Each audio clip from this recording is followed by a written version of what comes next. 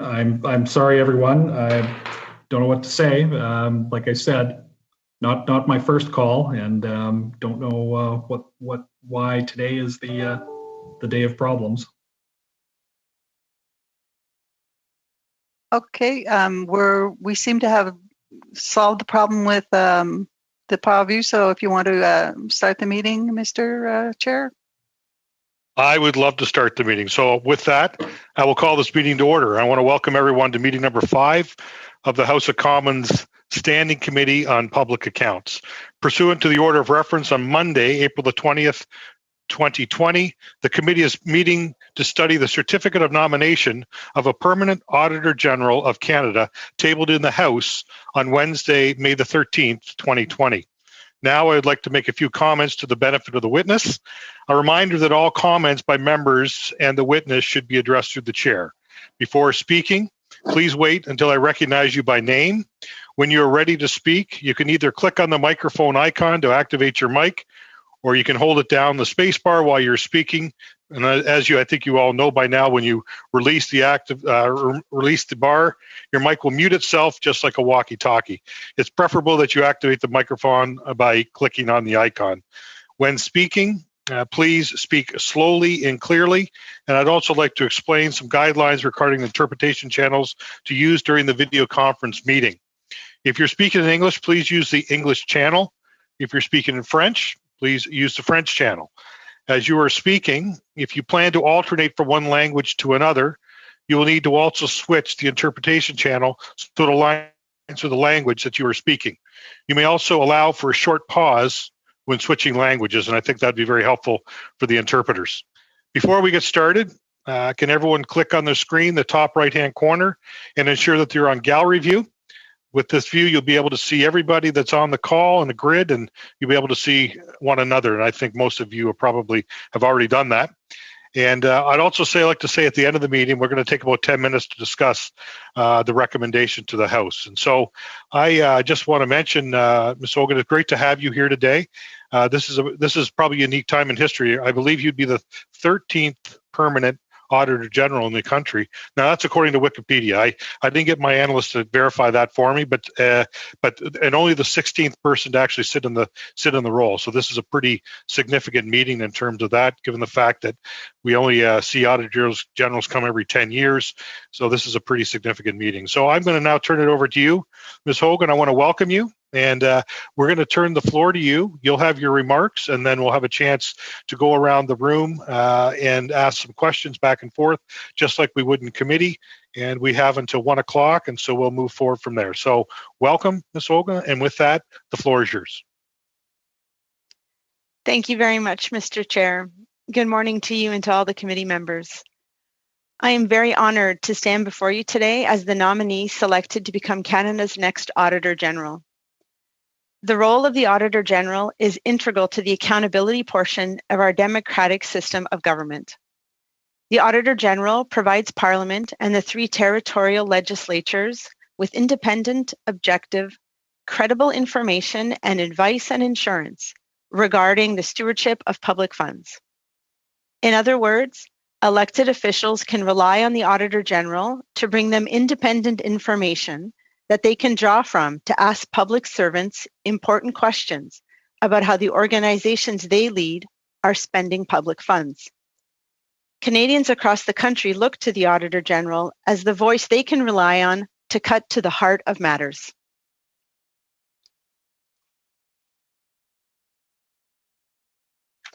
Ayant comparu devant ce comité, having appeared before this committee on a number of occasions, I'm appreciative of its great work and would like to recognize its legacy. The fabric of the relationship between the Auditor General and the Public Accounts Committee speaks directly to the depth of accountability in our federal system. It is also built on trust and confidence. I believe these flow out of ethics, integrity, and independence. These values are the anchor points of my own value system, in addition to being central to the work of the Auditor General's office. If I'm appointed Auditor General, I will strive to continue in the distinguished tradition that has been established by past Auditors General and work to the best of my abilities to serve this committee in fulfilling its mandate. I was born in Montreal, and that's where I began my career. I have been a chartered professional accountant for more than 25 years. My career has been almost evenly split between the private and the public sectors. Most significantly, I've been with the Office of the Auditor General for 14 years. I joined the OAG when Sheila Fraser was sitting in the Auditor General's chair. I want to especially acknowledge the work of the late Michael Ferguson, previous Auditor General, and the stewardship of the current interim Auditor General, Sylvain Ricard.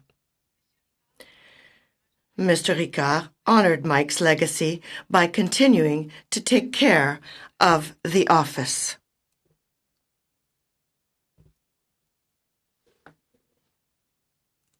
Mike Ferguson was a devoted public servant who simply wanted the public service to do service well.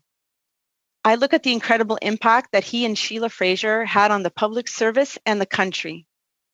Both were outstanding, inspiring leaders, and I was fortunate to learn from each of them.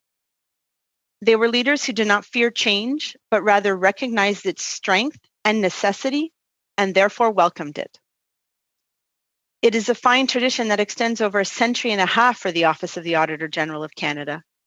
It is one that I eagerly hope to continue to shape and transform with my own leadership. I am humbled to think that I might be given the opportunity to serve my fellow Canadians as Auditor General of Canada. I commit to upholding the same standards and tradition of excellence set by these outstanding public servants. I was attracted to the OAG because of its leaders, because of its people, and because of its work.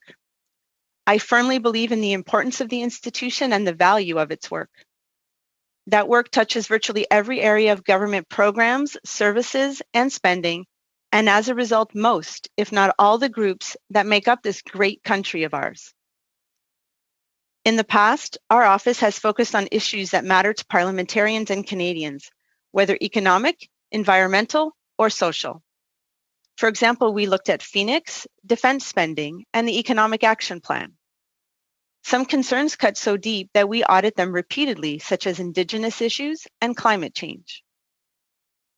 If I am appointed Auditor General, I would focus on issues of national importance, such as the government's infrastructure investments and COVID-19 that are facing us right now, and also on issues of regional impact, such as fisheries and the oil and gas sector. The audits I would choose to do would focus on supporting the work of the Public Accounts Committee and of all MPs.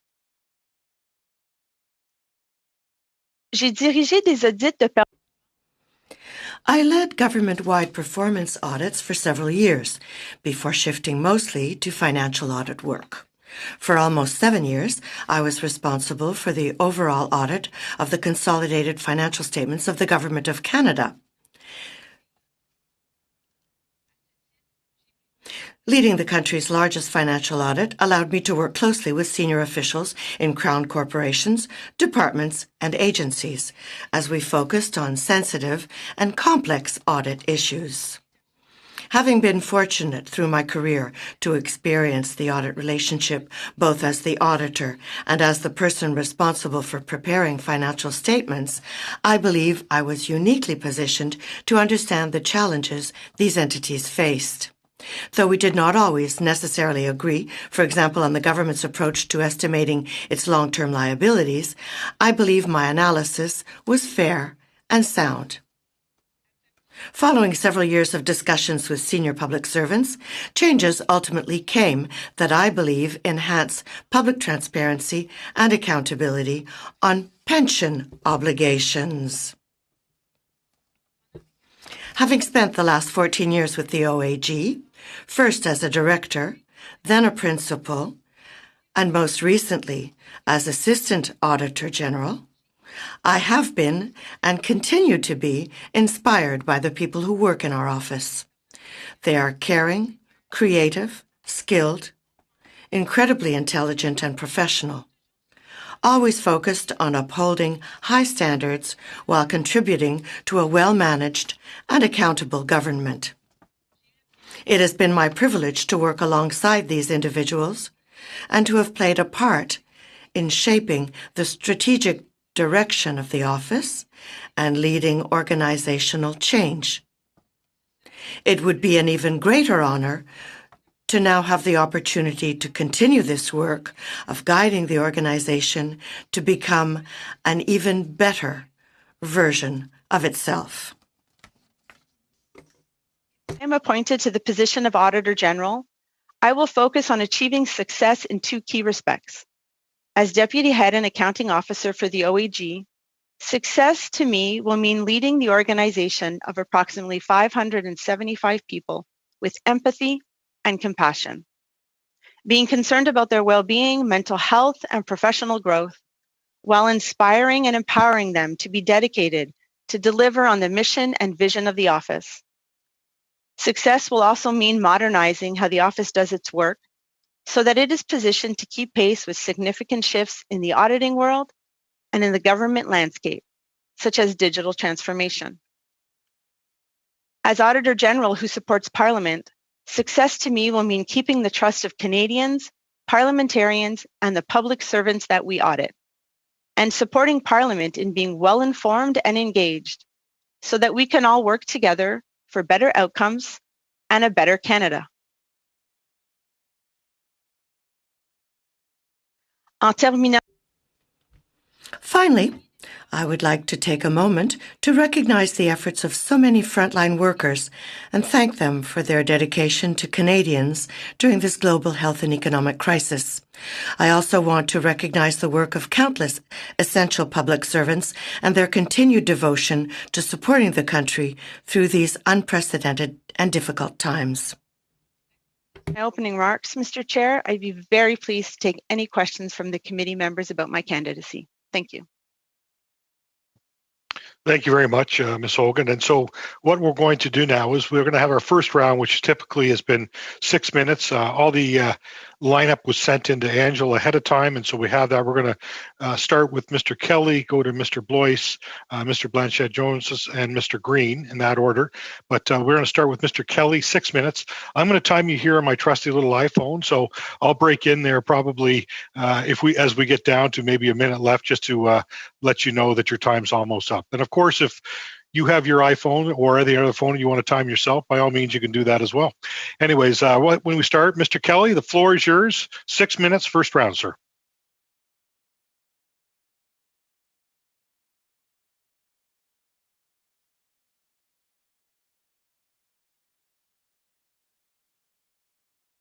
I'll just remind you to unmute first before you get started. We'll start the time again. Been a tough day already, Mr. Chair. So before I begin my questions, I would like to once again recognize the legacy of Michael Ferguson and recall his enormous contribution to his office and for his service to Canadians. His motto was to do service well, and our committee chose that as its motto for our legacy report that we prepared from the last Parliament to this one. I would also like to thank Sylvain Ricard for his work as Interim Auditor General for the past year and a half. He's done great work during his limited time in that role, and it's difficult to be an interim auditor or an interim office holder, and he did so with courage and with professionalism, and he ensured that Michael Ferguson's legacy continued. And so with that, congratulations to you, Ms. Hogan, on your nomination as Auditor General. You've been with the office for many years. You served during the tenure of different governments, different auditors general. And so during this current, I think we'd have to call it a crisis of funding for your office. What is your experience from your past service with different auditors general under different governments? How does that inform you and how you're going to deal with the budget issue?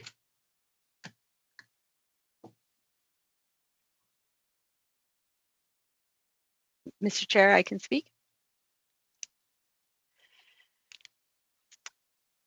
So obviously having resource constraints puts a strain on our ability to deliver our mandate to the degree we would like to. Individuals within our organization are so passionate and focused on delivering on that mandate and providing information to this committee and to all parliamentarians in order to hold the government to account. One of the first things I will have to do is to continue the work of Mr. Ferguson and Mr. Ricard in the conversations in order to ensure that we have adequate funding, both in the short term and in the long term. As you mentioned, the previous Public Accounts Committee in its legacy report actually studied our funding and made a recommendation. And I fully agree that finding a long-term, sustainable, independent funding mechanism for our office is a great solution. One where I see this committee and Parliament playing a key oversight role in as well. So it would be one of my first priorities should I be appointed Auditor General. Okay, so your priority would be to ensure that there's actually an independent funding mechanism, just so we get away from the idea of an officer of Parliament having to sort of go cap in hand to the very department that they're going to audit, or to the very government that they're going to audit, to ask for their budget. How important are these performance audits? I mean, right now this committee won't have anything to do if performance, or will have very little to do if performance audits have to be suspended. I think that these reports are incredibly important to Canadians. How important are performance audits? I completely agree with you that performance audits are a key tool for this committee in order to deliver on its mandate and hold government to account for the use of public funds. Prior to the pandemic, our office was prepared to table 3 performance audit reports. And so we do have some that are ready to go. So there was 3 Auditor General reports, and there is a report from the Interim Commissioner of the Environment on Sustainable Development. So there is 4 audit reports out there that we are prepared to table as soon as we possibly can. And we will turn our attention as an organization to 2 very important matters, which is auditing investing in Canada and the government's COVID-19 spending. We will do our best, and I commit to getting information to Parliament as quickly as we can, so that we can begin to see if there is any lessons learned or changes that we can make to better prepare ourselves and the government should we have to go through this again. Okay, so the other reports that were in progress and the ones that were suspended, what about those reports? It'd be normal for the office to table, 8 or 9 reports in the spring, not just 3 or 4. So unfortunately, with some of our resource constraints and the need to make sure that a significant portion of our auditors are focusing on our financial audit work in examinations and in special examinations in Crown corporations, which is set in legislation, we've had to make the difficult decision to delay some audits. There is some work that is underway that we expected to table. I'm just going to check my notes. I believe it was in the fall of 2020, which will get delayed a little bit as we try and reorganize and focus our efforts on investing in Canada and COVID. So work is coming. We're doing the best that we can. Will you make Pat, about 30 seconds left. Yeah, a good point on the additional work you have with the creation of new Crown Corps for the business and development, or the infrastructure bank, the Trans Mountain Corp. These all have to undertake financial audits. So more work that for your department. If I have any time left, whatever comment you have on that, please. Quick response, Ms. Hogan. Thank you, Mr. Chair. As you mentioned, prior to COVID, our mandate was expanding with the creation of Crown corporations and the expansion of the work that our office has to do on sustainable development crowns across so many departments. Yes, the recent creation of another Crown adds to that pressure, and financial audits are required annually, and we are committing to do those as required through legislation. Thank you very much, Mr. Kelly. Now we're going to move over to Mr. Blois, sir. The floor is yours. 6 minutes, please. Thank you very much, Mr. Chair, and Ms. Hogan. Congratulations on your nomination. I would like to echo the remarks from my colleague, Mr. Kelly, in relation to his comments on Mr. Ferguson and his great work. I've had the chance to review your CV and your resume. You have a very impressive body of work and background. You touched on it generally in your opening remarks about the broad themes of leading the organization and modernizing. Could you drill down on some specific outcomes that you might have in mind, given hopefully your new role here as the Auditor General? Thank you. When I talk about modernizing the way we work, it touches so many aspects. I would like to see us modernize not only just our internal processes in order to be more effective and efficient, but also how we approach audits. The auditing world is changing dramatically and exponentially with the disruptive technology and the use of IT technology. And while we already do a great deal of work in respect of data analytics, there's definitely room for us to continue to challenge ourselves and to do auditing better and more efficient in order to bring value added to this committee and to the government to see everyone change. I firmly believe that every organization should constantly want to challenge itself. I would also like to see us look at the way we communicate to Canadians and how our reports are used by them. Right now, a long-form technical report makes sense for the technical subject matter expert, but so many Canadians are learning very recently that there are different ways to digest information, and I'd love to see us explore that as well. Thank you very much, and I know that'll probably have some resonance with Mr. Green, who may ask questions in that regard as well. How has COVID-19 impacted the ability for the office to do their actual work? I mean, obviously we know COVID-19, as Mr. Kelly had suggested and you've made clear, will become a focus for the office, but has the work been able to continue for the employees? I think it's 575 employees, roughly, you mentioned.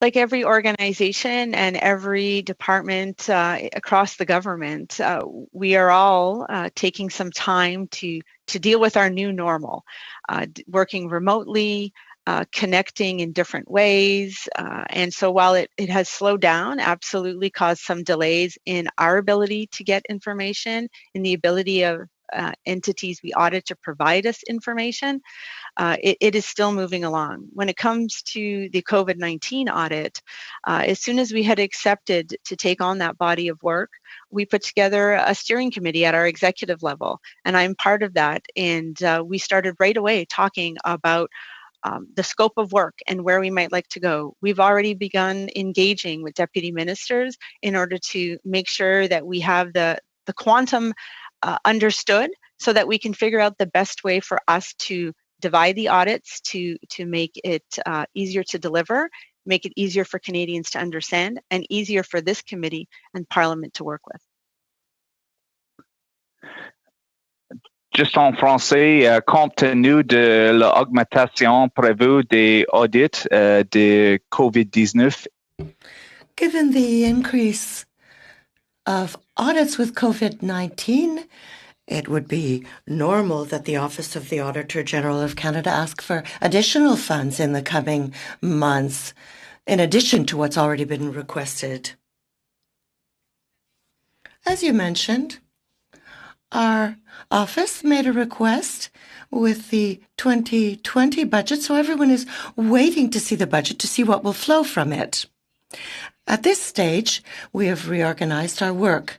It was a very difficult decision that we had to make to ensure that we would be able to move forward with the work related to the COVID-19 response. I think it's still too early for me to say if we need more money, but as I mentioned at the outset, my intention is to ensure that we pursue these discussions so as to have a mechanism that ensures that we have ongoing and predictable monies at our disposal for the future.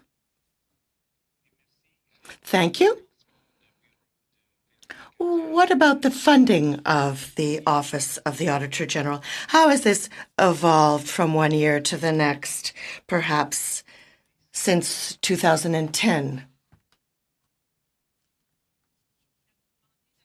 So you're asking me to go back in my memory bank to see if I'm aware of the evolution of our funding. I must admit that I don't have all of those details, but I can say that we have decided to reduce our budget. We decided this several years ago when our mandates were broadened. We decided to ask for additional funding. We received some money in 2018, and we repeated our request in 2019 without receiving extra funding, and we made another request in 2020. As I mentioned, one of my priorities will be to ensure that we're well funded so that we're able to provide reports to this committee, because we want to help you carry through with your mandate as well as our own. If Miss Hogan in the days ahead could, or in the questions ahead, talk about rural broadband. I noticed in her remarks with the Senate that was perhaps a priority focus, and coming from a rural riding in Kings Hants, Nova Scotia, where many of my constituents deal with this issue. I don't know how much time I have, but if Miss Hogan could address that either in my remarks or perhaps in future questions, I'd appreciate it. Yeah, why don't we catch that? You're over time now. We'll catch that another round for sure. So, Ms. Hogan, just keep that in mind. We'll try and work that in a little bit later.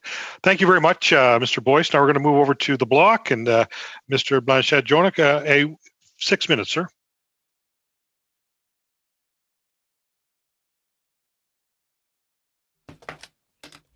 Thank you very much, Mr. Chairman. First of all, welcome and congratulations, Ms. Hogan, for your appointment. I looked through your CV and I see that you have a colossal CV.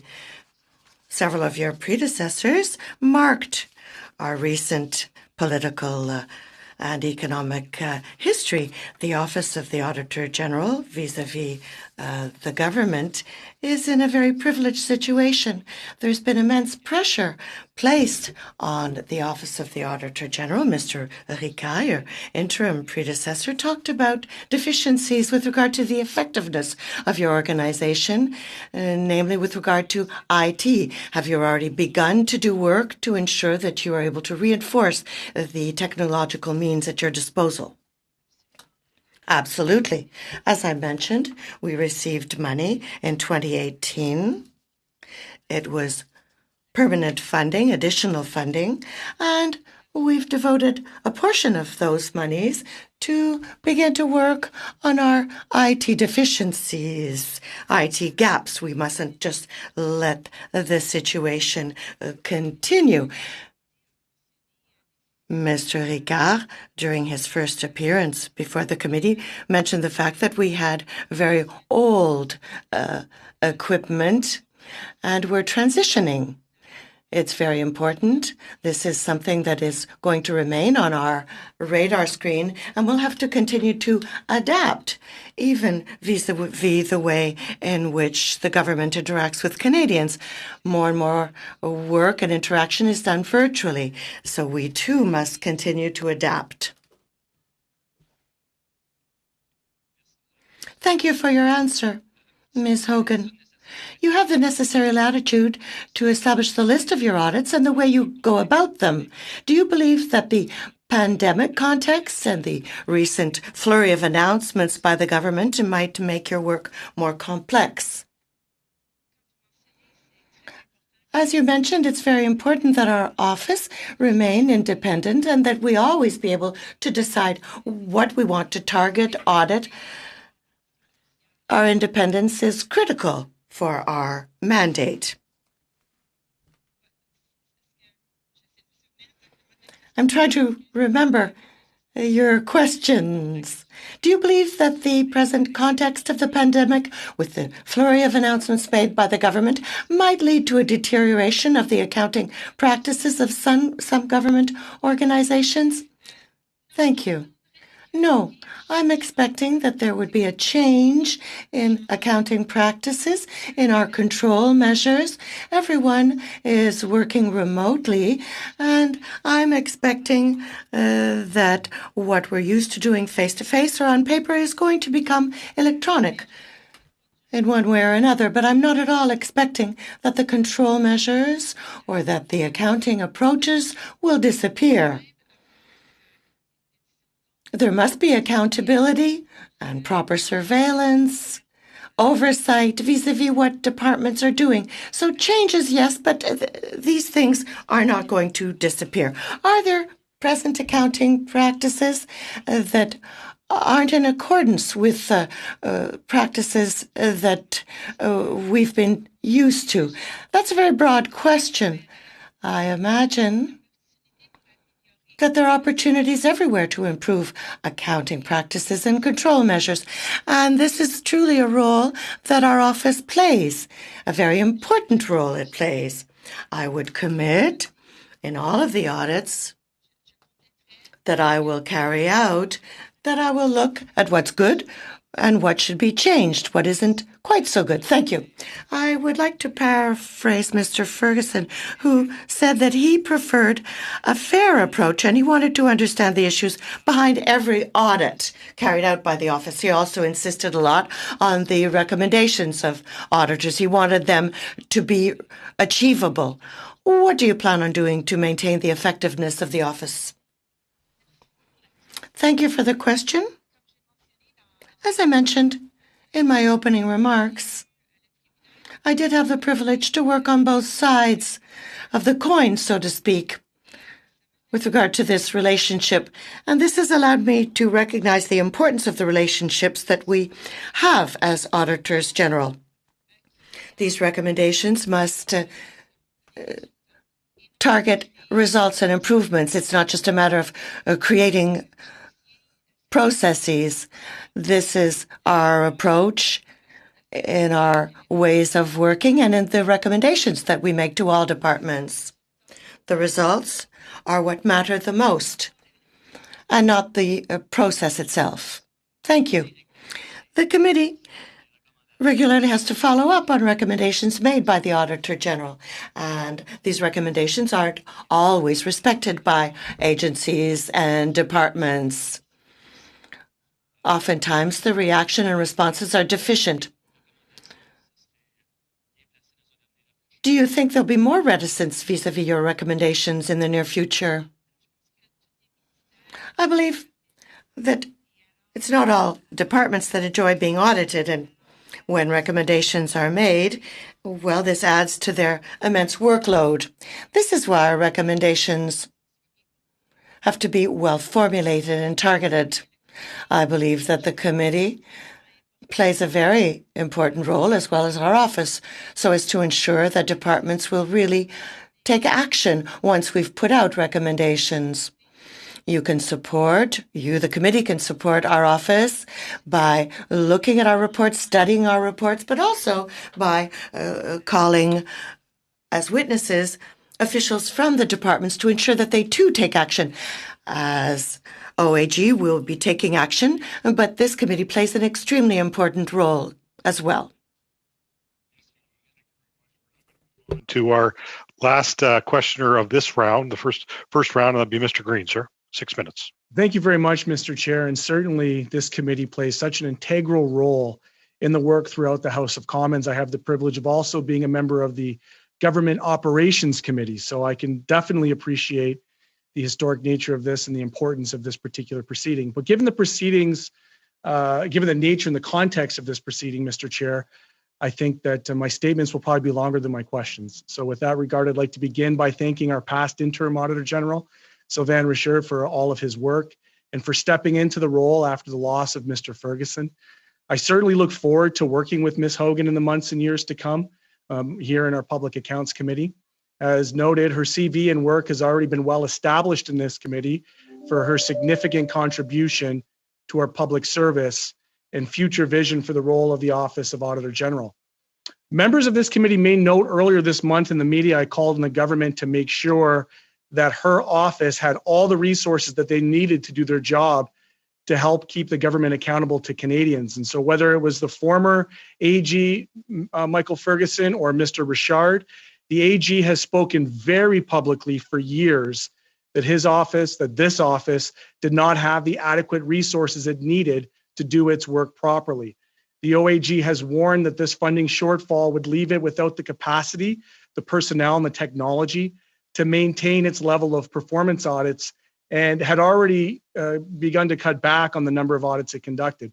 On top of that, now, as has been noted, on top of what they've been mandated to do, we've also added the responsibilities such as the oversight for projects like Trans Mountain and the Canada Infrastructure Bank without increasing its resources. And I know that this was referenced early on by Mr. Blois, but I'm going to continue down this line.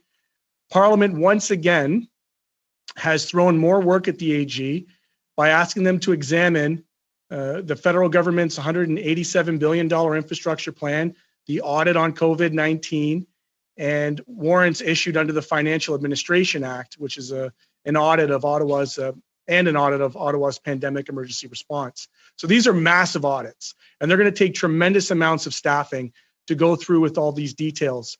Mr. Chair, the House passed a motion on April 11th that called on the government to take such measures as necessary to ensure the Auditor General has sufficient resources to conduct their work. And my predecessor, as you know, Mr. David Christopherson, was very vocal about the need to ensure proper funding to the Auditor General. We believe the AG should have the additional $10.8 million in funding requested to provide their office immediately. This was last year, before the pandemic. So my question is to the Auditor General, what would you consider are the needs in terms of what needs to be assured that your office has the sufficient resources it needs to do all its work?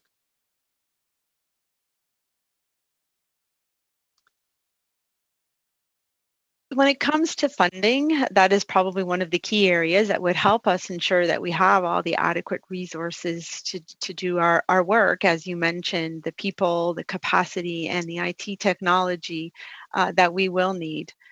If appointed Auditor General, I would focus on continuing with that discussion while obtaining funding in the short term makes sense in my view and is absolutely needed. In my view, working on a long-term, a stable funding mechanism that has appropriate oversight by this committee or parliamentarians is crucial to ensuring the long-term predictable funding for the organization, and given the role that the office plays in accountability and transparency and in supporting the Public Accounts Committee in holding the government to account. I'm going to, based on your incredible CV, you're an incredible accountant. Given the scope of work that you've planned out, I would suggest that you probably have a number attached to that in the order of magnitude that you would need in funding for the new work. What is that number? Well, I absolutely love numbers. I haven't delved into that in great detail. I'll be very honest with you. Our focus has been on making the tough choices in order to redirect our resources to where they really matter and where we can absolutely have an impact. And right now, that's looking at investing in Canada and COVID-19, as well as ensuring that we can continue to deliver on our annual audit and special examination mandates. You've certainly raised the important question of funding mechanisms. I'd like to reassert that ultimately we need to find a funding mechanism for your office so that you don't have to come and beg for money, so we don't have to be shy about talking about the kind of budget that is going to be required for the scope of your work. And essentially, we need to depoliticize it. Would you care to comment in terms of what the best possible funding mechanism for predictable, adequate funding might look like? So I agree with your statements that an independent funding mechanism is what's best for our office. Removing the need for us to turn to a department. Currently, it's the Department of Finance, which is a department that we audit, brings in its challenges and makes it uniquely different given the role that we play versus the role that other departments play. The mechanism that I would look for, there's so many options, but there are other places we can look in the world, as this already exists in some of our provinces and in other countries. I believe it's the UK. So we don't need to look too far in order to look for examples. And I would be very happy to work with the government to develop something that makes sense for our office and as well as for this committee, because someone should continue to hold auditors to account as well. And I couldn't agree more, Mr. Chair. I certainly look forward to working with you, Ms. Hogan, and this committee on those precise things. Thank you for your time. Thank you. And thank you, Mr. Green, for the line of questioning. We're now going to move to our second round, which will be 5 minutes for questions and answers. And I'd like to welcome Luc Berthold, who's here today. And the floor is yours, sir. You've got 5 minutes. Merci beaucoup, Monsieur le Président. Tout d'abord, je voudrais féliciter Madame. Thank you very much, Mr. Chairman. First of all, congratulations, Ms. Hogan. You're being appointed at a particularly difficult time. We needed a long-term Auditor General. I hope your mandate will be a good one. If your appointment is confirmed, Ms. Hogan, we'll be here to work with you. Just a little question out of curiosity. Were you called upon to occupy this position, or did you solicit the position? Well, I was already working in the office, so I knew the position had to be filled. I applied via the website of the Privy Council office. I applied in January. I had spoken with a former Assistant Auditor General, Deputy Auditor General, who had since retired, and he, in fact, encouraged me to apply. I also spoke with one of our Deputy Auditors General before applying on the website.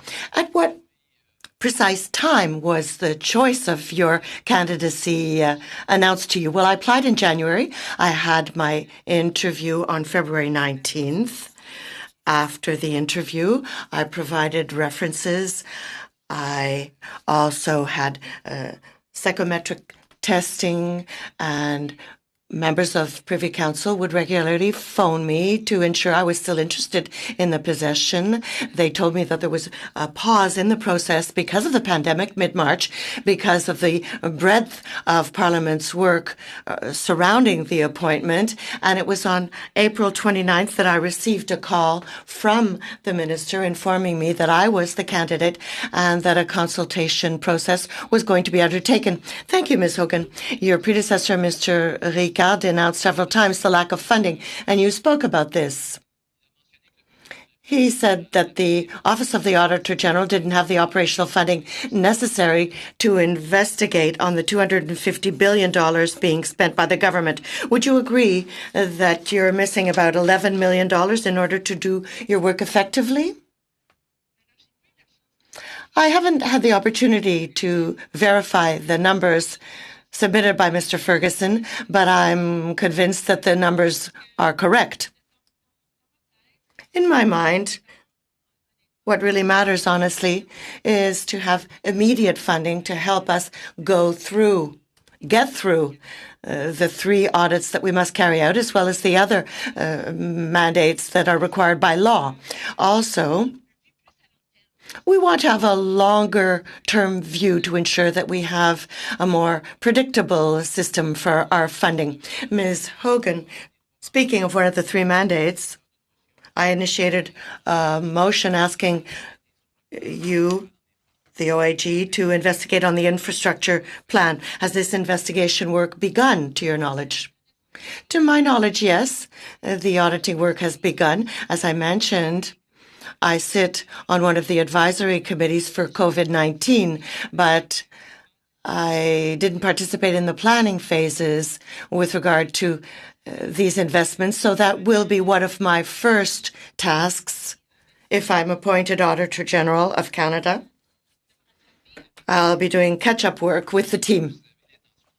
Do you plan on respecting the deadlines that have been set by the House of Commons via this motion, in other words, to table a report at the very latest at the beginning of 2021, based on the knowledge you have to think that's possible? Based on the knowledge I have, honestly, I must say that I believe that there might be a delay, but it's not because we're not working very hard. As I mentioned earlier, working remotely, doing auditing work remotely is a new thing for all of us and for departments. So we do encounter difficulties, but we are moving forward and we're pushing forward as much as possible because it's very important to provide information to Parliament, limiting the delays. But I can't make any guarantees. In your opening remarks, you said that people are counting on the OIG to look at things in an in-depth way. Several times, the lack of transparency with regard to the infrastructure program was mentioned. And the House of Commons had to ask for information despite what the Parliamentary Budget Officer's requests entailed. So in order to prevent transparency issues in the future, what are you going to do? What relationships should exist between your office and the Parliamentary Budget Officer's office? All right, I'll do it quickly. La traduction était dans mon... I was getting the translation through my headset, says Ms. Hogan. I have not yet met the PBO. I'm anxious to meet the Parliamentary Budget Officer. We want to undertake our audits, and my commitment is to ensure that we have a more in-depth discussion with parliamentarians, with this committee, as well as with deputy ministers. I believe that we have to ensure that we give due consideration to all of the concerns of those interested in our audits. Thank you.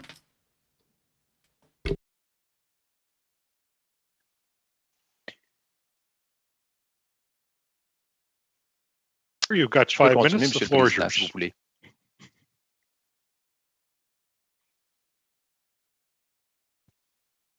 Mr. Sabera, floor is yours, sir. 5 minutes. Thank you, Chair. I think the screen froze for a moment there. Thank you, Chair, and good morning to everyone, and great to see so many of my colleagues doing well and making our way through this very unique and extraordinary time. Congratulations to Ms. Hogan on your appointment. Very well deserved.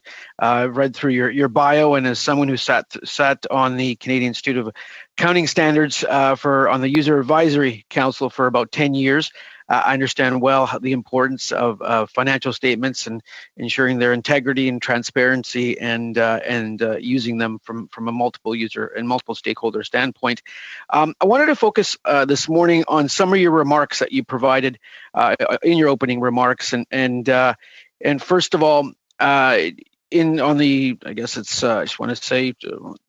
About the 6th paragraph in, you make a comment about having been fortunate enough through my career to experience the audit relationship, both as an auditor and as the person responsible for preparing financial statements. I believe I was uniquely positioned to understand the challenges these entities face. Can you just quickly elaborate on that? Because I think that is a very nuanced point. It's very important to your job as a head, as the AG, in terms of the team that you'll manage going forward. Thank you. I do agree that it is a unique and privileged position to have seen both sides of that audit relationship and what it might bring. And what I've learned as someone being audited, that you need to honestly approach the audit relationship with a desire to learn. It's not personal. If the end game is to improve outcomes in transparency and accountability, working with your auditor is the great way to get there. As an auditor, what I've learned to appreciate is that the folks that we come in and audit have very busy lives at work, and that we're adding to that work.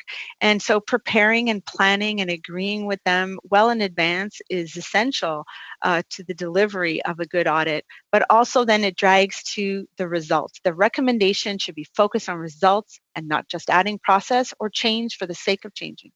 Absolutely, I would absolutely agree with that. One of the things when you have an audit done in the private sector from whichever accounting firm, usually they'll give some language at the end in terms of signing off on the audit. They don't do a glowing recommendation. They don't provide a glowing recommendation. It would be great, I think, if when the AG reports are issued where the government has done well without doing a pat on the back, but at the same time recognizing the extraordinary efforts of our public officials, of our public servants in delivering programs. Example, we put together the Canada Emergency Response Benefit. It's being delivered to over 8 million Canadians. Canadians can receive those funds in 3 days.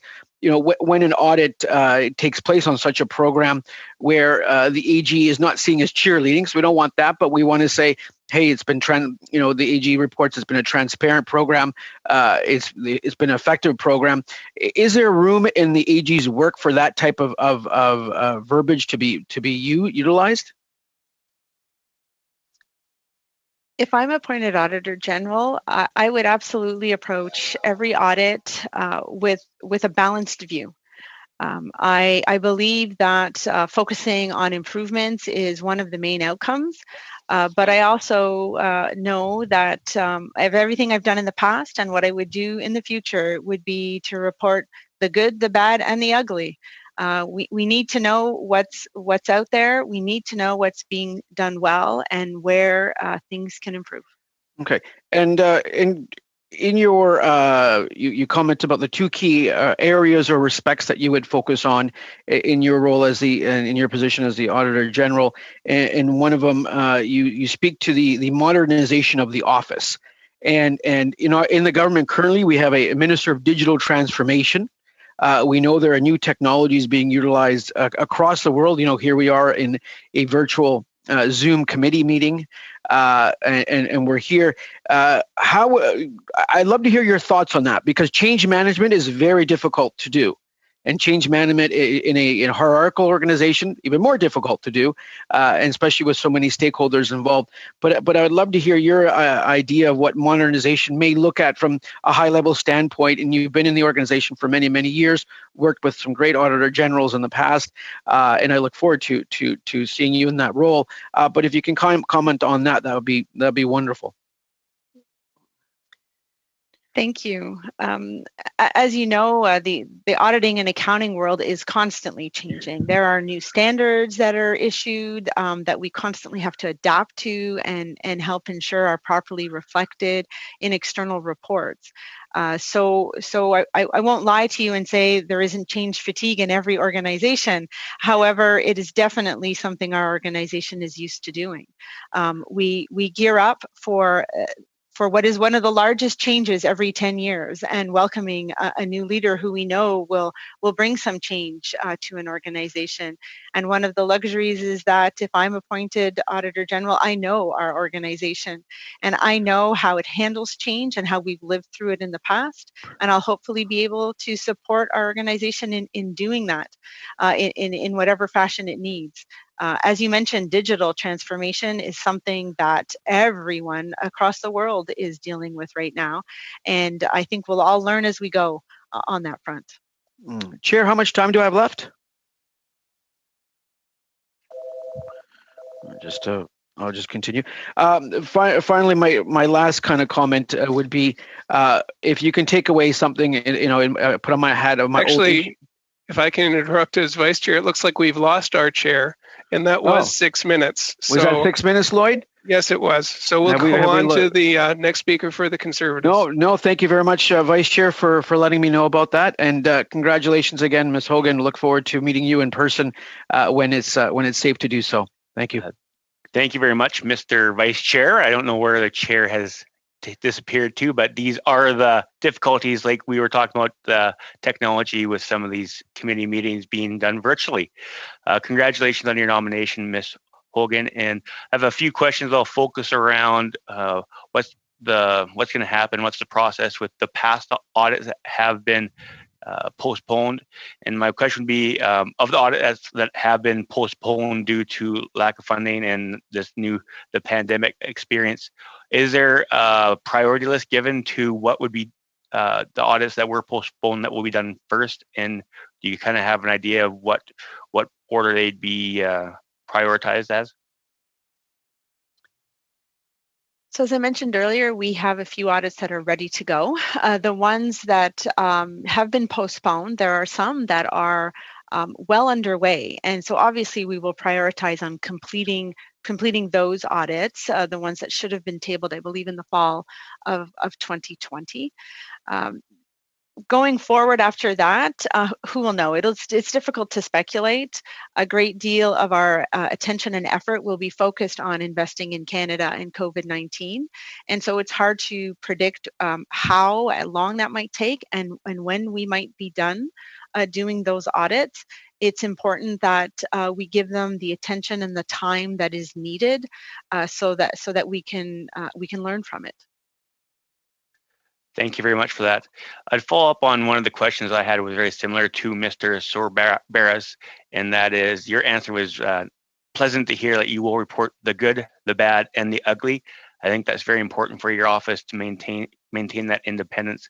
My question would be, moving forward, I believe Canadians are going to want to see exactly how the pandemic was handled with COVID-19, and the exact way the money rolled out is important. I think having had questions from my constituents about the application process and especially around CEBA, have you thought about this? Would you audit each program on its own, or would it be a full audit through all departments? Going forward, Canadians are really going to want to see how that money was rolled out and that it was the most efficient and effective rollout of programs possible. Have you had an idea or any thoughts around how you will start to audit the COVID-19 program response this government's had?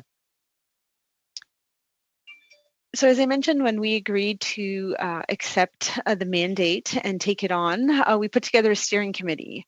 Right now, what we're in the process of doing is looking at the universe of absolutely everything that is out there and making sure that we focus our efforts where it will matter the most, where we'll generate the best value for this committee and for Canadians. So we will be looking at preparedness, at actions during the pandemic, and very important, and almost most importantly, lessons learned, so that we can adjust if needed should a situation like this occur again for our government and our country. It's a little early to know where exactly we will go, but we're trying very hard to focus our audits in ways that make them easy for us to package and easy for Canadians and parliamentarians to use. Given that a lot of government now is very horizontal and shared responsibility across organizations, I would imagine that will be taken into consideration as we decide exactly which programs to focus in on. No, that's great to hear, and it's going to be a massive undertaking. I think Mr. Green hit on a couple points of, would you even have, with your extensive background, an idea? I know you didn't want to put a number on it, but how much more would there be a requirement to have some more staff? Would there be some requirements to undertake, like you said, a universal look of how the COVID-19 programs roll out? Is there a number you'd place on that of how much extra funding? Because obviously we never saw the pandemic being as large as it was at the beginning. Would you have an idea of how much more capacity you would need to undertake the universal audit of the COVID-19 programs? Any number I might put out there would honestly be a wild guess. As you mentioned, no one's ever done pandemic before, and we're all learning as we go. And our current resource constraints will help us focus in on some key areas. And obviously, any additional funding we might receive will give us the flexibility to carry out all our other legislatively required work and then to expand, hopefully. Okay, thank you. Mr. Chair, how much time do I have? That was it for 5 minutes. So we'll turn over to Ms. Yip, and I'll also turn the chair back to Mr. Allison for 5 minutes, Ms. Yip. Welcome back to the committee, Ms. Hogan, and congratulations on your nomination. One key area for the government to focus was strongly recommended by the late Mr. Ferguson was data collection.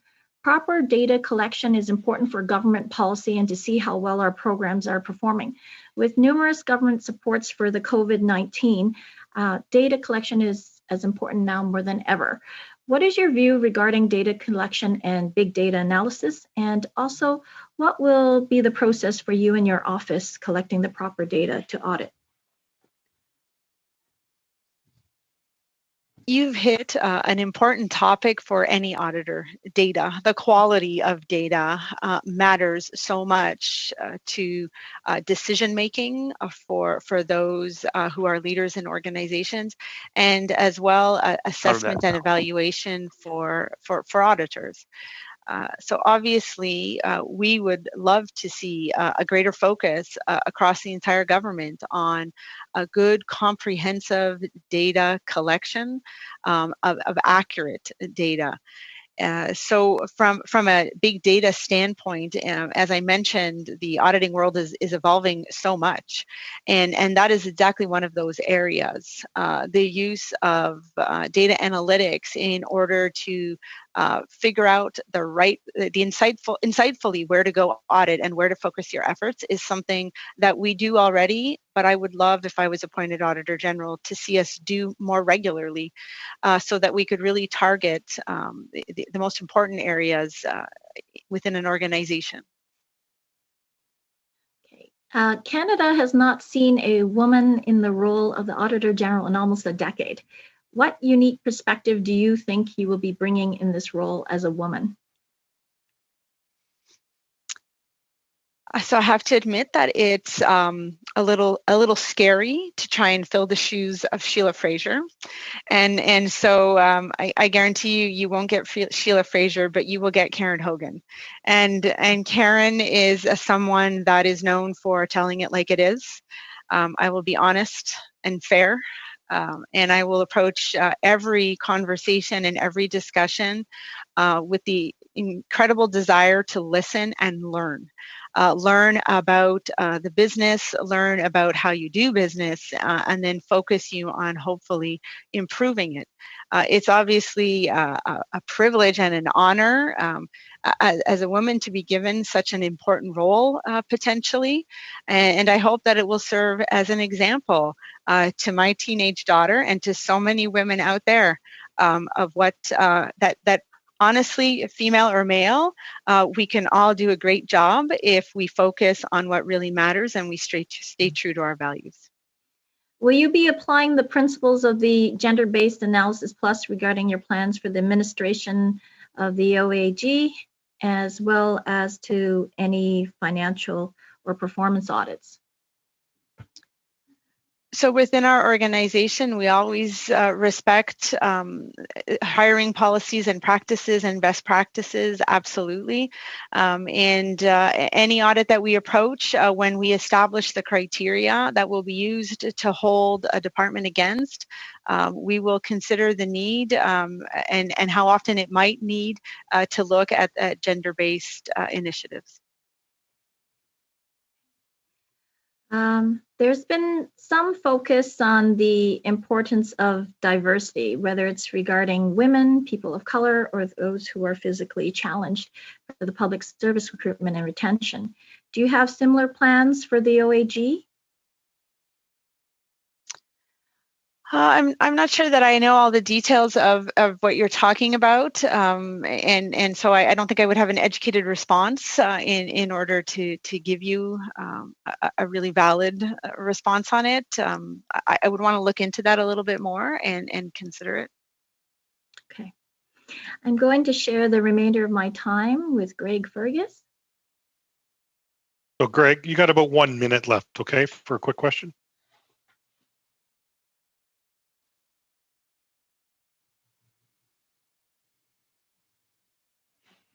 You're on mute.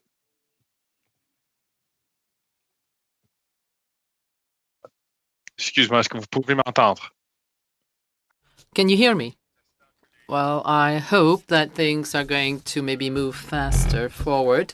So I just wanted, to mention that, well, I'm from Montreal as well, so I'm very happy to see that Ms. Hogan also is from Montreal and that she's getting such a high position. First of all, just to have a follow-up to what Ms. Yip was saying, it would be really important, Ms. Hogan, to take this as a comment so that you make sure that there will be a great representativity in your office among the auditors that will be working with you. Second point, first of all, when we also speak about a high-level technologies, are you going to use artificial intelligence to carry out your audits within the various departments? Are you planning to use IA? Well, thank you very much. Our organization is already very diversified, and it is important to have a great representativity as well when we are hiring and also in our hiring processes in the future. Now, concerning the artificial intelligence, well, yes, obviously, of course, it is something we want to explore further and to apply it also on a broader range. And also, there was a lack of investment in the previous years in the field of artificial intelligence, and there are some gaps that we have to tackle, and we have to improve that definitely.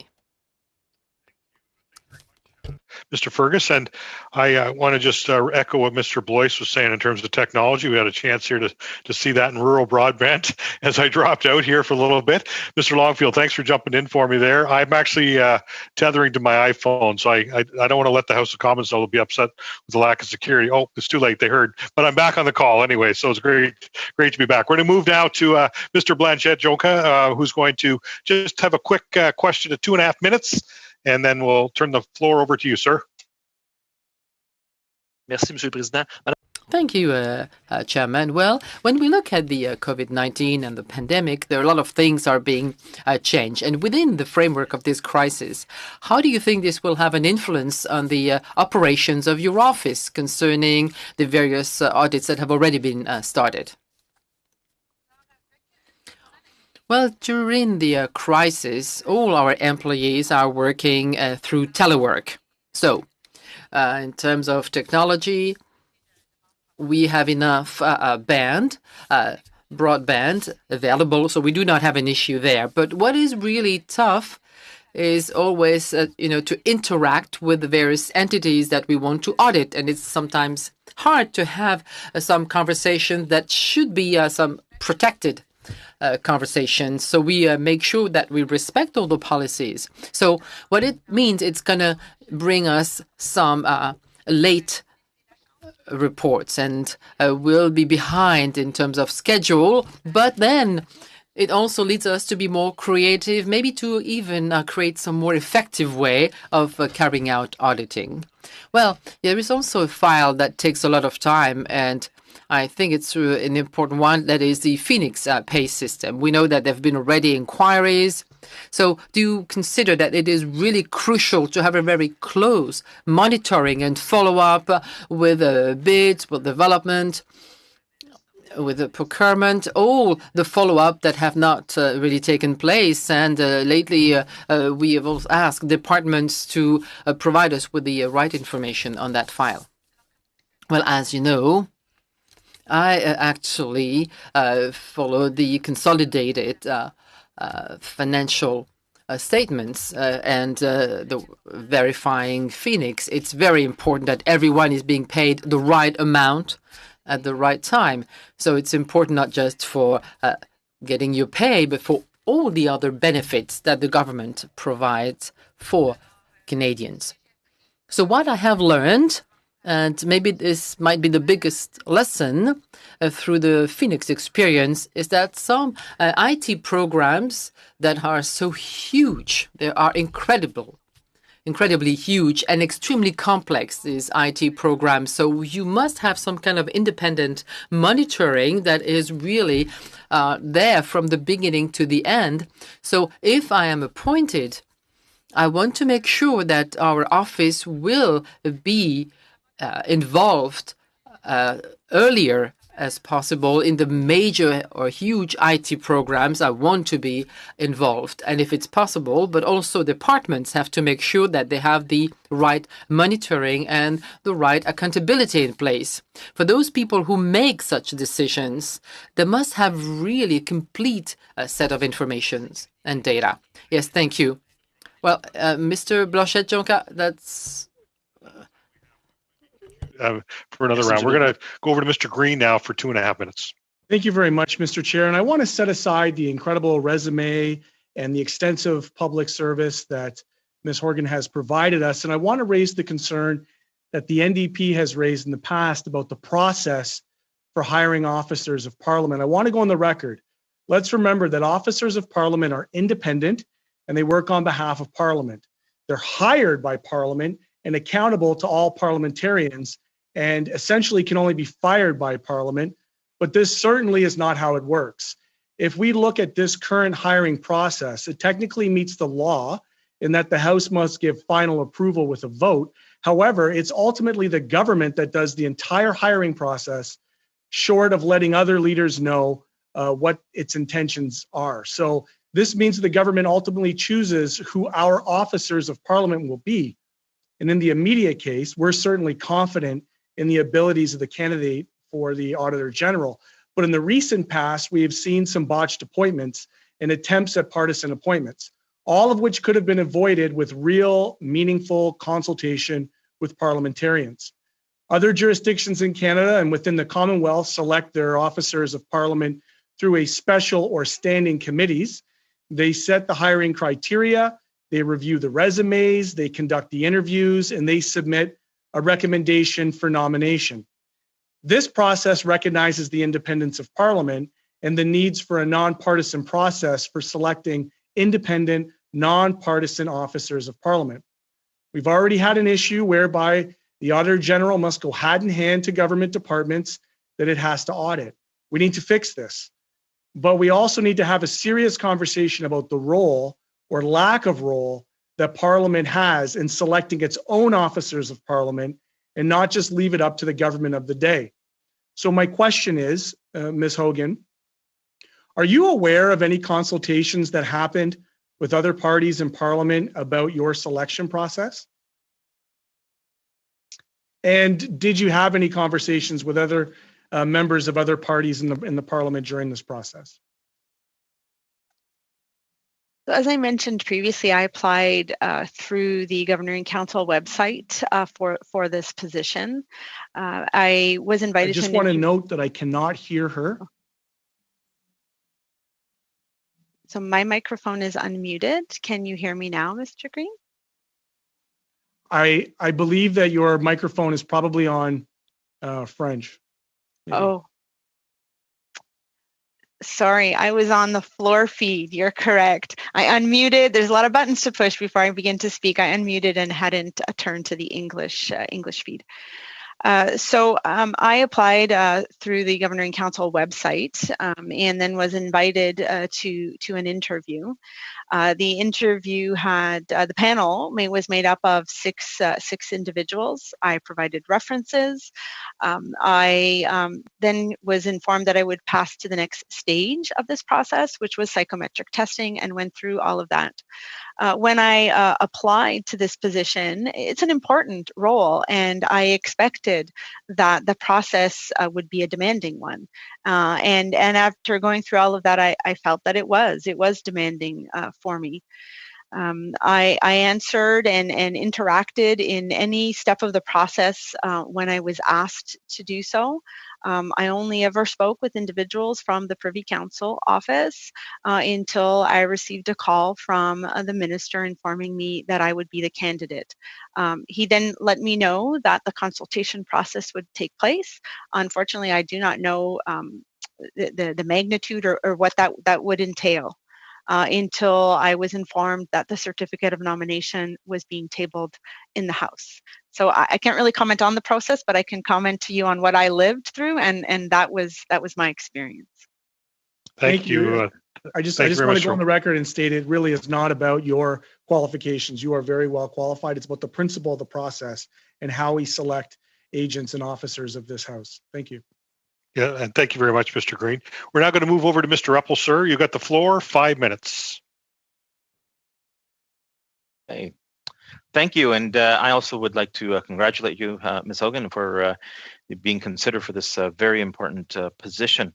You mentioned today a couple of times, or several times actually, resource constraints, and in answering a number of questions, you said that you don't have the numbers right now of what you would need, what you like for additional funding, but considering that you have, or at least your office has made a few times have made requests for funding, and that request was not fully agreed upon or provided.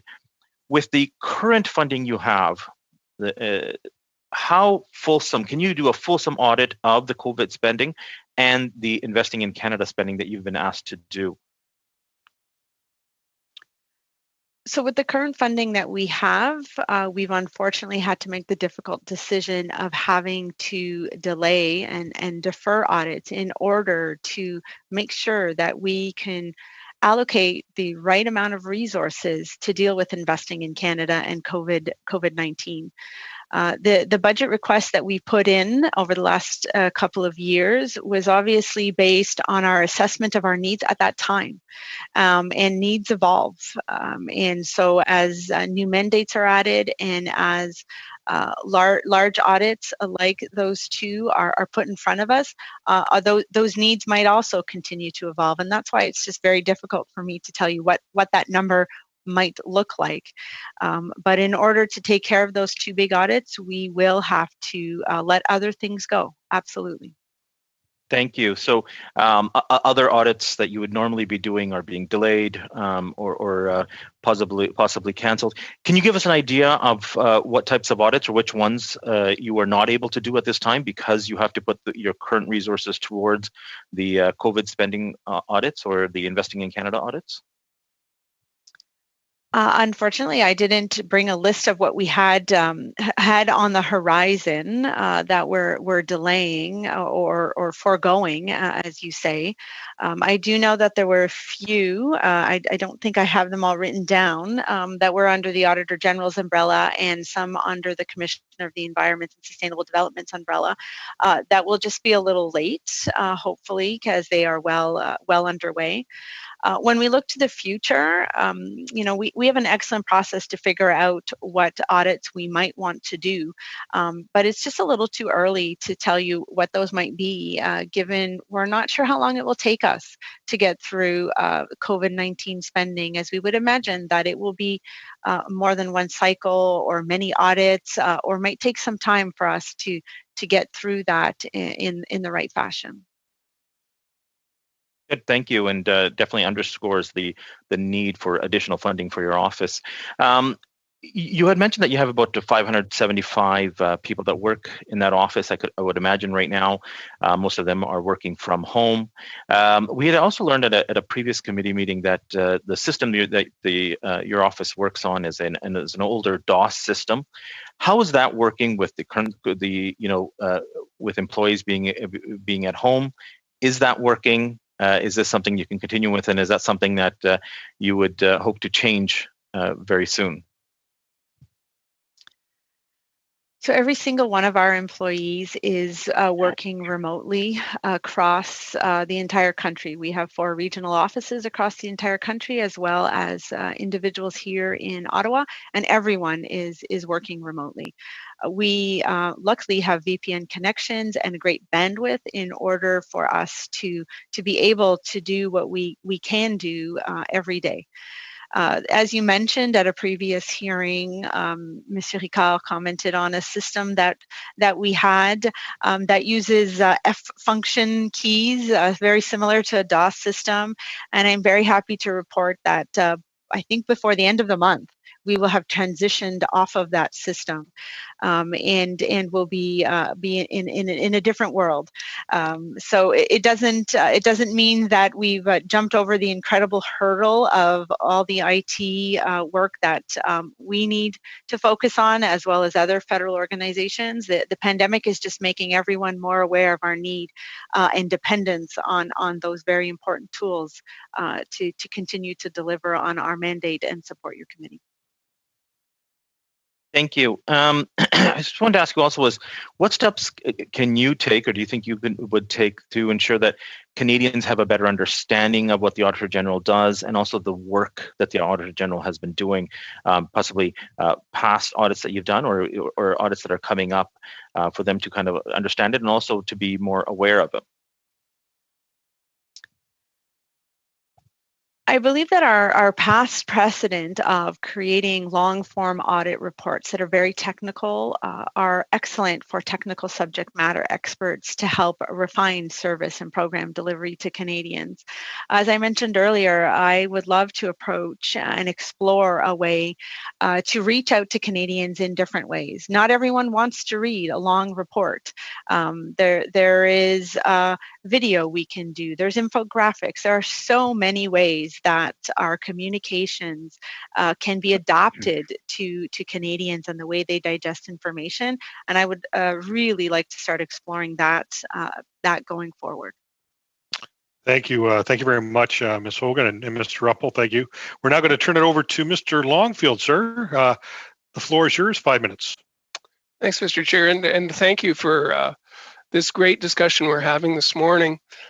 I want to drill in on a couple of things. You'd mentioned the order in council process, which is a standard process that's now being used by our government to make these types of decisions independent until they come to a point where we are today, where politicians are asking you questions.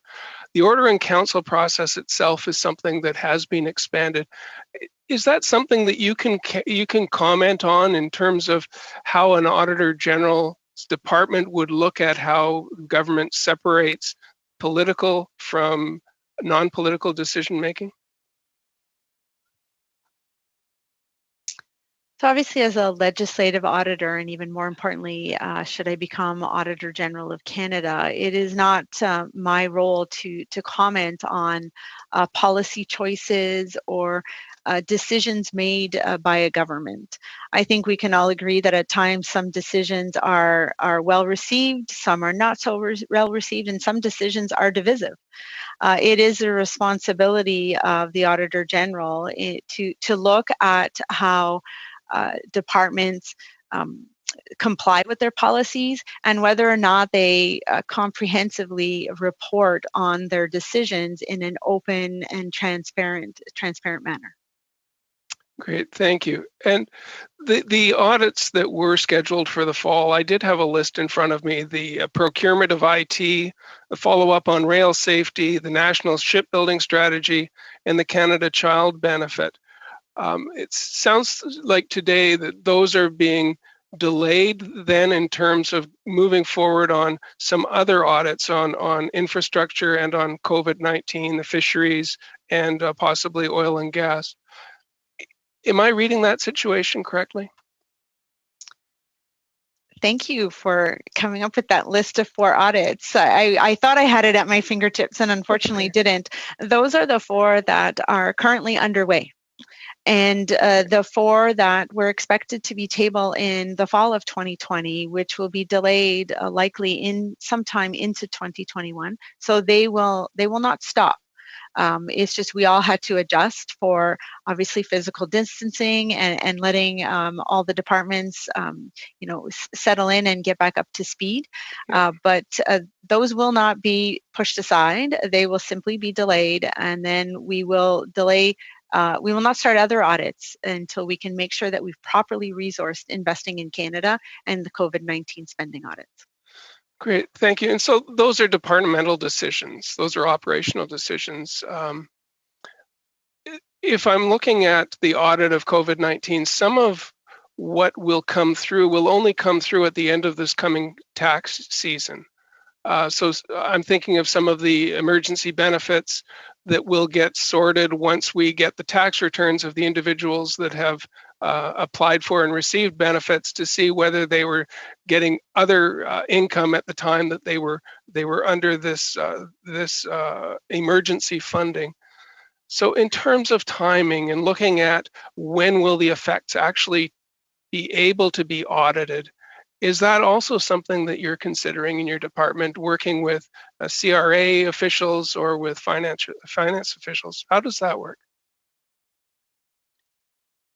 So as we would do with any audit, engaging with the deputy minister and officials within a department is critical to making sure that we have a good understanding of the business and how it's running, how the programs and services are being delivered, so that we can do our testing at the appropriate time and to the right extent. So while I haven't been involved in any of those conversations with individual departments so far during the planning of these audits, I would trust that our auditors are doing as they normally would do, which is following due process and ensuring that our audit is properly planned and executed. Great, because there could be political pressure to say we need the audit now, we need the audit now, but in reality, the timing might be more appropriate when all the information is in. Also looking at just the performance audits and knowing you've already said how COVID-19 is impacting on your staff. When you're doing performance audits against the targets that departments have had, is there now going to be an additional factor looking at how we've had to do distance performance, do different ways of processes? So I think we all have to recognize that we've all had to adjust the way we work, and that includes making modifications to typical processes and typical controls. And so absolutely, we would expect to see that that's happening, but we would not expect to see the absence or removal of all of those important steps in ensuring that funds were properly spent with proper authority, with due regard for the use of public funds. And so, no, I would expect to see change, and we will all consider that. But they need to still be there, those controls. Great, thank you, Mr. Chair. And thank you, Mr. Longfield. Appreciate that. I'd just like to ask maybe a couple quick questions, Ms. Hogan. You made in your bio and you commented on some of the recommendations that you made. I know that you sort of one of those contentious issues has been difficult because it's so big and large. Talk to us about some of the recommendations you made around Phoenix, and did you feel like you had some good responses from the government or from the bureaucracy looking at that? Thank you. I was the actual author of the Auditor General's observations, which would be published in the Public Accounts of Canada on an annual basis and are now published in our financial commentary report that supports this committee. And so we often found that when it came to processing pay, there were numerous errors. It comes back to partially data quality. As we mentioned earlier, any new system is only as good as the information that you put into that system. And so information needs to be accurate and information needs to be entered in a timely fashion. And so we did make a few recommendations about the shared responsibility across the entire government to ensure that individuals are properly paid. And it is truly that a responsibility across all departments. Thank you. And just, I know a lot's been talked about budgets and stuff, and I know it's almost kind of unfair. You come in here trying to be confirmed as the new AG and we're going, hey, what's your plan for the budget?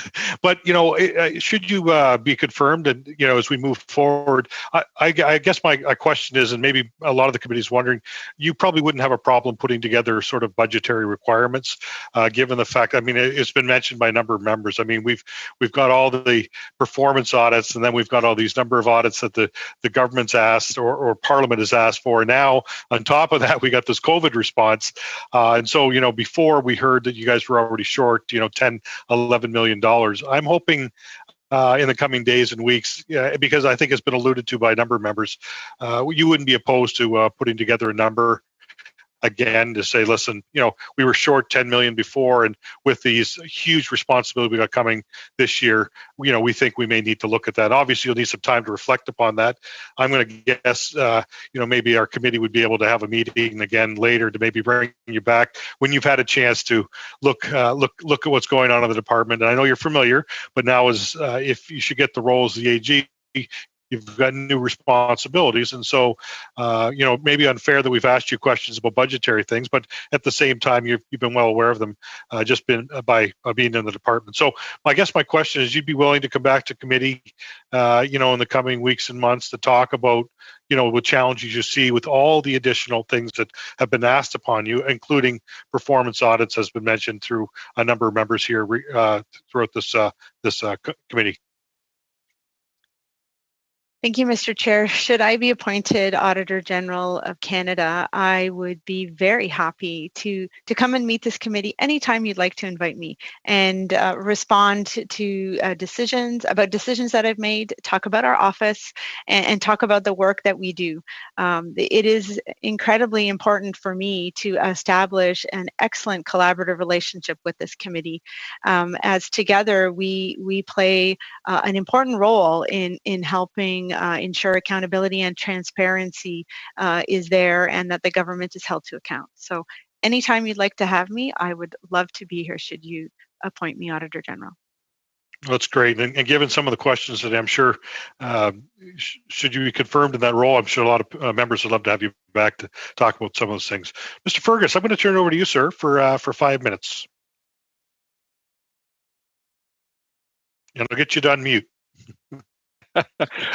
Encore une fois, I would once again like to thank you, Mr. Chairman, for the opportunity to put questions to this exceptional candidate. Ms. Hogan, following up on the questions I had in my first turn with regard to IT technology, I would like to go into this in greater depth, give you the opportunity to explain further your viewpoint with regard to artificial intelligence for audit purposes. Given your lengthy career within the OAG, are you aware of cases here in Canada or elsewhere in the world where Auditor General's offices used artificial intelligence to carry out their audit work? As you're aware, auditing is in constant and rapid evolution. It's incredible. When we're talking about technology, yes, I've had a lot of exchanges with other Auditor General's offices throughout the country, with accounting firms. We share our best practices. And yes, in our office, we use data analysis very often to carry out our audits. And I am aware that this is used throughout the world in auditing functions. Honestly, there are two issues here. We need good data so as to be able to use the data, and we also need the ability, the expertise of auditors, and we need excellent technology. So there's always room for improvement on both sides of the equation in our offices and elsewhere. I'm guessing, based on your response, that your technology isn't really up to snuff. It isn't yet at the stage where it would really be useful for your work in order to carry out the audits really effectively. Technology is used in all of our audits. All of our work is done electronically, and we retain the data electronically as well. But prior to our request for further funding, when we had to reach more difficult decisions, if the idea was to invest in more technology or invest in a new auditor, well, we often chose to invest in an auditor. So yes, the time has come to have a better balance and to move forward with major investments in technology. As I mentioned, the monies we received in 2018, well, some of it was used for that, but the work isn't yet complete. So we have to continue, and that remains on our horizon because, as you all know, technology is going to play an important role in the lives of all Canadians. Mr. Chairman, how much time do I have left?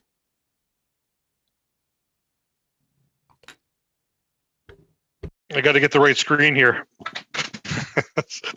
You've got about 2 minutes left. Ah, mais c'est bien, super. Great, super. So I know that you've already talked in response to Mr. Blois and Mr. Sobara's questions. You talked about the personnel of the Auditor General,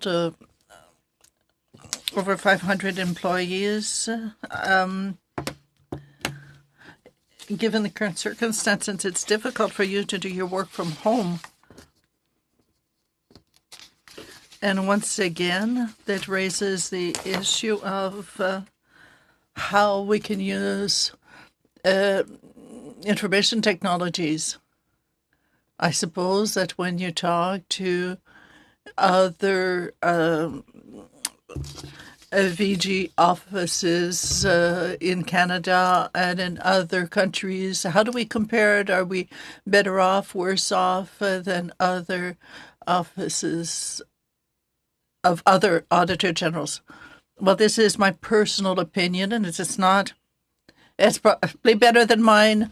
It's not based on any criteria or facts that I could share with you. Is our office is well positioned, but I would like our office to challenge itself and continue to grow and develop our skills, our expertise, so that we're always improving our work, our audits, the reports that are sent to your committee, and the recommendations that we formulate for government. So data and technology is something that should be prioritized for improvement. So my last question, do you think that you will allow your employees to work more often from home? Well, our employees already had the benefit of working from home when they could. What is really different for us is that we can't visit the entities that we audit. Our personnel is busy working, even if their capacities are restricted by their personal life. As a leader, I always thought that it was something good to offer to our employees, and I will continue to do that if I am appointed. Thank you. Does anyone have any final questions? I know we're almost out of time here. We're going to suspend for a second to talk about this. We had a very fulsome discussion today. I thought it was a great discussion. Ms. Hogan, we really appreciate you taking the time, and I think you'll probably get another invitation at some point in the not too distant future as well. Can we suspend then if there's no other additional questions for Ms. Hogan? Okay, so why don't we just... Une dernière question, Monsieur le Président. I have a last question. Oui, Madame Hogan. Yes, Ms. Hogan. The current situation is exceptional, and media have already talked about possible frauds. Do you intend to look quickly at the implementation of these measures? Well, thank you for the question. Like I mentioned, making payments properly to Canadians is important. When we approach any audit, we have to look for fraud, and every time that there's a possibility of fraud, the risk increases, and that means that we'll have to have a larger sampling. It's going to change the scope of our work, and I understand well that a lot of organizations now were forced to take very quick decisions. And when decisions are taken quickly, mistakes can occur. So when we come in to audit the programs, we would expect to find a mechanism in place to identify mistakes. And if mistakes were made, that there be a mechanism to correct these errors and to get the money reimbursed if necessary. Thank you. Mr. Chair, I'd be no more than about a minute if I could just ask one final one. Absolutely. Go ahead. Ms. Hogan, thank you again for your time. One question I had was for value for money audits. I understand that would be certainly sometimes within the scope of your role, and I was wondering when we go down that route of value for money audits, if we get to the point that the preliminary research suggests that actually these are good reports, are those ever made public, like in terms of do they become fully audits that are put out, or if the initial work shows that actually this is a very good value for money program, is that ever made public? So all our performance audits are value for money audits. Just the terminology evolves over the years, and I'm sure at some point it'll probably revert back to value for money auditing. Whenever we begin to approach a subject matter, we spend the time needed in order to properly plan it and to ensure that we're going to end up with a report that will be useful to this committee and to parliamentarians and to the government. So to my knowledge, I'm not aware of audits that we've started and not completed. I imagine that it is likely possible, but typically we've done so much work through our process of planning and identifying audits that the ones we undertake are important because they touch areas that matter to Canadians. And so anytime we start one, it is eventually made public to all of Parliament. Is there just one final follow-up, Mr. Chair, if I could? So I understand, of course, you do the work around planning these particular audits, performance or otherwise. Is there ever made public, we actually didn't go under this audit because this program's functioning very well? Are those examples of what becomes public at all? I'm not sure if that's ever been the case. I guess there's a lot of merit in my personal opinion that that might be something we might consider doing. As I mentioned earlier, I approach every audit very openly, and I intend, if I'm appointed Auditor General, to tell this committee and government about the good, the bad, and the ugly that I might see. And so at times, yes, I would envision that our reports will say that something was running well. Thank you, Mr. Chair.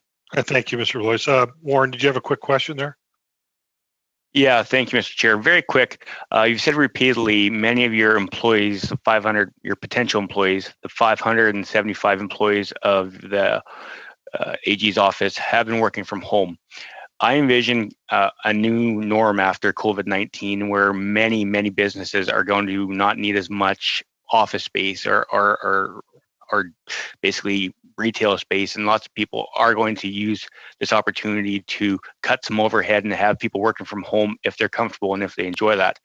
In any of your original thought process on how your office works, is that something that you've considered? How many employees have enjoyed it, have learned that working from home they can be just as productive or perhaps even more productive, which in turn would lend you some perhaps more budget because you don't have to pay for as much office space for those 575 employees in 4 different offices across the country?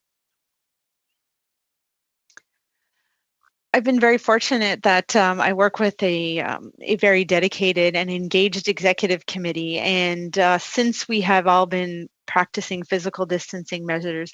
We have been talking every single day about exactly those kinds of questions. What is returning to a new normal look like? What have we learned about ourselves as individuals and as an organization? And how can we use that to return to an even better new normal going forward? So everything you've talked about is something we're studying right now.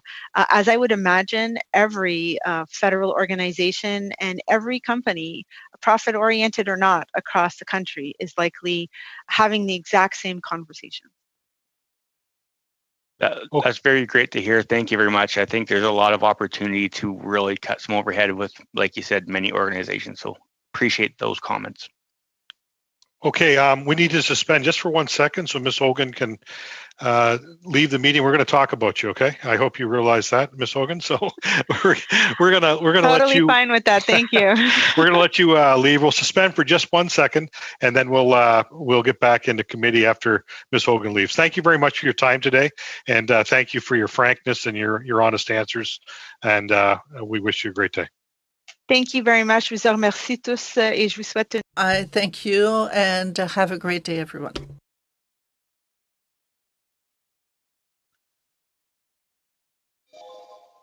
Okay, so we'll just suspend for 1 second there. I was hoping we could get a couple extra minutes because we were about 10 minutes late leaving, but Angela's informed me we got to be done by 1 o'clock, so that's why we kind of wrapped up some of the questions. Greg, I know you had your hand up there again. I apologize for that, but we'll try and get started on time next time, and that'll leave a little bit more time. Okay, so my question is to everyone: I just have here, does the committee wish to report?